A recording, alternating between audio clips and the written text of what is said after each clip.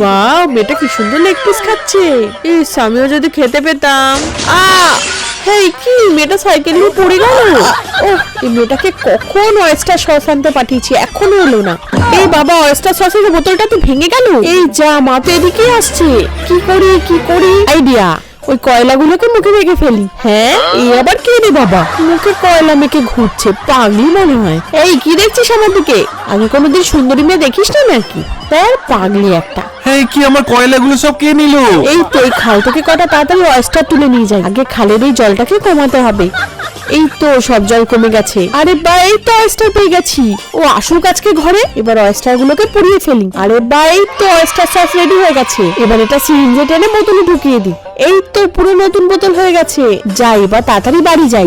Sauce ছাড়া হয় নাকি? মা, এই দেখো তোমার অয়েস্টার সস এনেছি। এই যা। হ্যাঁ, তুই কি করলি এটা? তুই তো আজকে শেষ। সরি।